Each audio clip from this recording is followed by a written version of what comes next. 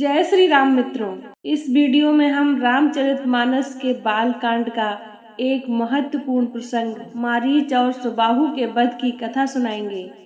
भगवान राम ने अपने पराक्रम और धर्म की रक्षा के लिए मारीच और सुबाहु राक्षसों का वध किया। इस प्रसंग में अधर्म पर धर्म की विजय, साहस और न्याय की महिमा का वर्णन है।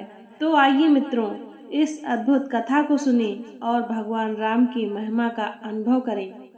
राम ही केवल प्रेम प्यारा, सो जानहि जो जन मन मारा।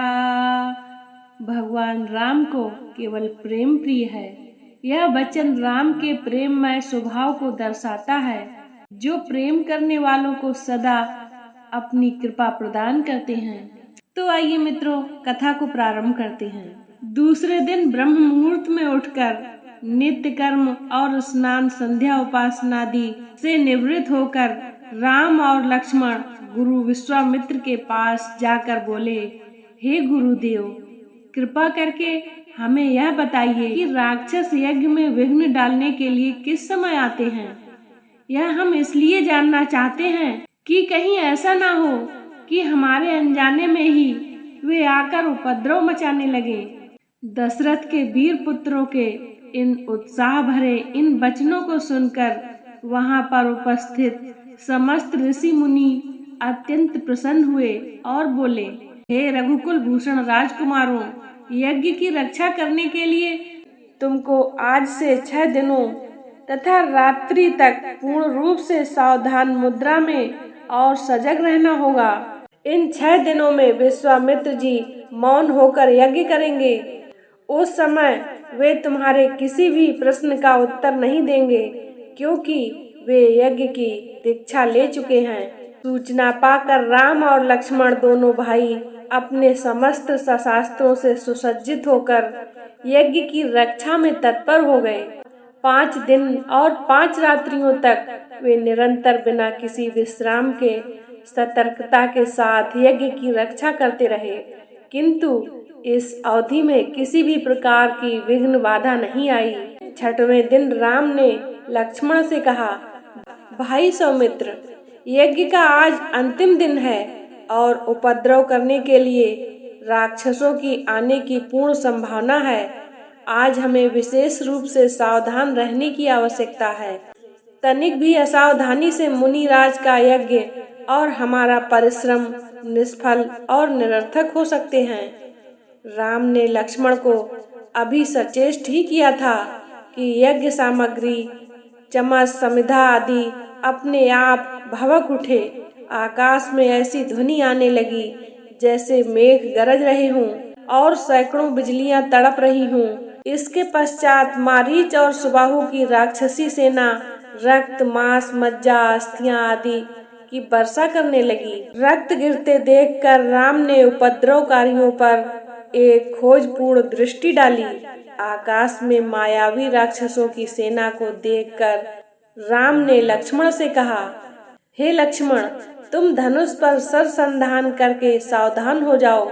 मैं मानवास्त्र चलाकर इन पापियों की सेना का अभी नाश किए देता हूँ। यह कहकर राम ने असाधारण फुर्ती और कौशल का प्रदर्शन करते हुए उन पर मानवास्त्र छोड़ा। मानवास्त्र आंधी के वेग से जाकर मारीच की छाती में लगा और वह उसके वेग के कारण उड़कर 100 योजन अर्थात 400 कोस दूर समुद्र में जा गिरा। इसके पश्चात राम ने आकाश में अग्न्यास्त्र फेंका, जिससे अग्नि की एक भयंकर ज्वाला प्रफुल्लित हुई और उसने सुबाहु को चारों ओर से आवृत कर लिया। इस अग्नि की ज्वाला ने क्षण भर में महापापी को जलाकर भस्म कर दिया। जब उसका जला हुआ शरीर पृथ्वी पर गिरा तो एक बड़े जोर का धमाका हुआ। उसके आघात से अनेकों वृक्ष टूटकर भूमि पर गिर पड़े। मारीच और सुबाहु पर आक्रमण समाप्त करके राम ने बचे हुए राक्षसों का नाश करने के लिए वायव्य नामक अस्त्र छोड़े। उस अस्त्र के प्रहार से राक्षसों की विशाल सेना के वीर मर मर कर ओलों की भांति भूमि पर गिरने लगे। इस प्रकार थोड़े ही समय में संपूर्ण राक्षसी सेना का नाश हो गया। चारों ओर राम की जय जयकार होने लगी तथा पुष्पों की वर्षा होने लगी। निर्विघ्न यज्ञ समाप्त करके मुनि विश्वामित्र यज्ञ वेदी से उठे और राम को हृदय से लगाकर बोले, हे रघुकुल कमल, तुम्हारे भुजबल के प्रताप और युद्ध कौशल से आज मेरा यज्ञ सफल हुआ। उपद्रवी राक्षसों का विनाश करके तुमने वास्तव में आज सिद्धाश्रम को कृतार्थ कर दिया। संहारे राम करही सब करही, सब जगत पति रघुकुल पतही। यह वचन भगवान राम के और उनके पराक्रम का वर्णन करता है। राम ने अपने बल और साहस से सभी अधर्मी राक्षसों का संहार किया, जिससे धर्म की स्थापना हुई। गुरु ही नाई सिरु प्रभु संध्या करी, मारीच मर्दन मगन मनुहरी। भगवान राम ने गुरु विश्वामित्र के चरणों में सिर झुकाया और संध्या पूजा की। इसके बाद उन्होंने मारीच का वध किया। यह वचन गुरु के प्रति समर्पण और आदर को दर्शाता है, जो हर कार्य से पहले आवश्यक है। राम ही केवल प्रेम प्यारा, सो जानहि जो जन मन मारा। भगवान राम को केवल प्रेम प्रिय है। यह वचन राम के प्रेममय स्वभाव को दर्शाता है, जो प्रेम करने वालों को सदा अपनी कृपा प्रदान करते हैं। जासु नाम सुर त्रासनहारी, राम बाण रचि करी संघारी।